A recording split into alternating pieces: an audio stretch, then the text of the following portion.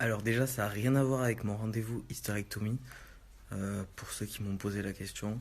Mon rendez-vous, c'était il y a une semaine et il s'est très très bien passé. J'ai rien à dire dessus. Donc c'est par rapport à autre chose. Donc comme à peu près 2 ans, j'avais plus d'ordonnance pour l'androtardil. Donc je suis allé voir un médecin, un autre que le dernier, parce que le dernier, il prend pas de nouveaux patients. Et il m'avait déjà dit qu'il pourrait pas me prendre la prochaine fois. Donc je lui dis juste que je veux renouveler mon ordonnance. Je lui montre tous les papiers, j'ai tout mon dossier sur ma transition. Sauf qu'il commence à me poser vraiment des questions déplacées.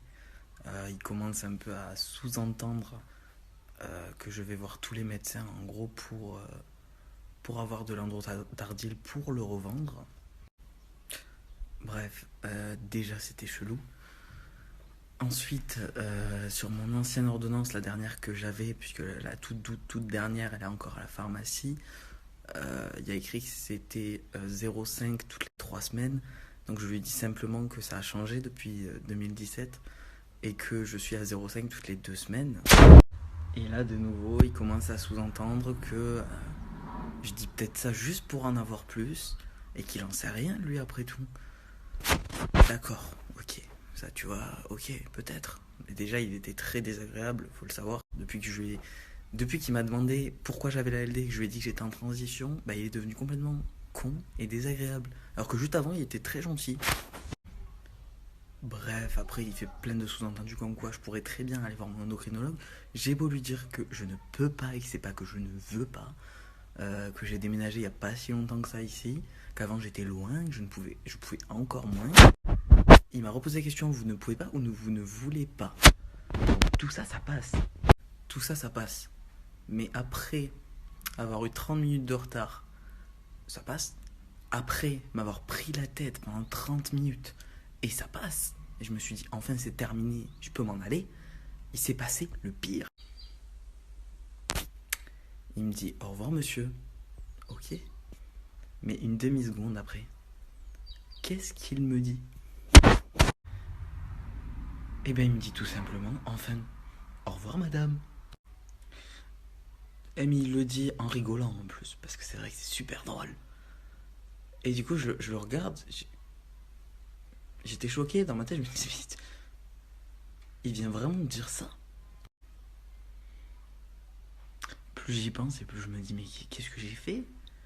Il me genre correctement au début, hein, faut le savoir, je rentre dans son bureau, il me dit, qu'est-ce que je peux faire pour vous, jeune homme?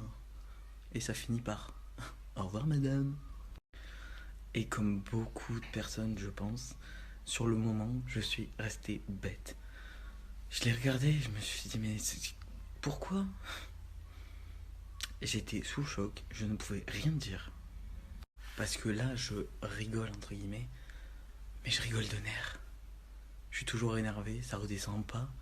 C'était à 11 h ce matin. C'est vraiment la première fois qu'un médecin me fait ça.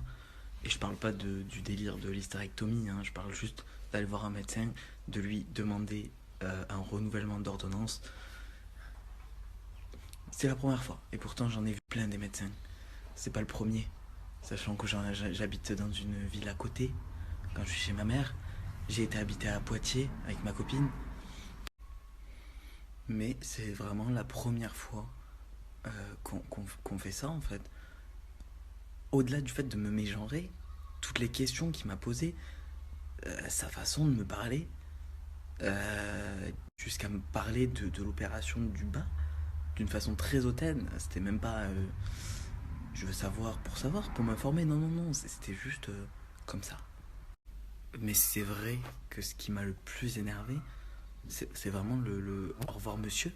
Donc je suis une personne respectueuse, tu vois. Je te dis monsieur, mais en fait une demi-seconde après, eh ben non, je te dis madame, en rigolant.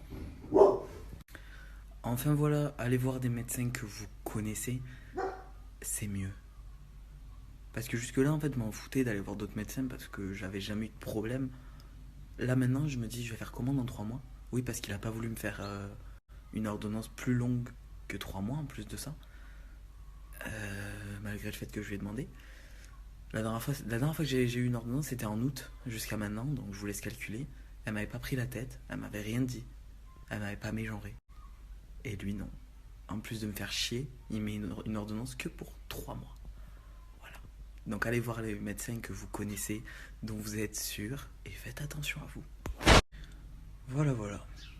Donc entre l'autre pour l'hystérectomie, il y a quelques semaines, et lui, je n'en peux plus. J'en peux plus. Heureusement que j'ai une date pour l'hystérectomie, que je suis allé voir quelqu'un d'autre, parce que sinon là, je crois que je serais à bout. C'est fou quand même de se dire que je suis à presque 3 ans d'hormones, de parcours, et que ça m'est jamais vraiment arrivé, et que là, depuis 2 mois, ça n'arrête pas. Et j'en vois déjà certains arriver, oh, t'es toujours en train de te plaindre. Bah ouais, je me plains déjà, parce que j'ai le droit. Mais en plus de ça, eh ben c'est toujours bien de raconter ce qui peut t'arriver, tu vois, quand t'es en transition. Même à 3 ans. Même à 3 ans, Souté, c'est ouf. Moi, c'est au début que j'avais peur. Bah en fait, maintenant, j'ai peur. Maintenant, c'est dingue. Ça veut dire que les gens, avant de savoir que t'es en transition, ils gèrent correctement, ils te parlent gentiment. Mais il y en a, une fois qu'ils comprennent en fait que t'es souté, eh ben, ils se mettent à mal te genrer et à mal te parler. Bref, voilà. C'était tout. Tout, c'est déjà pas mal.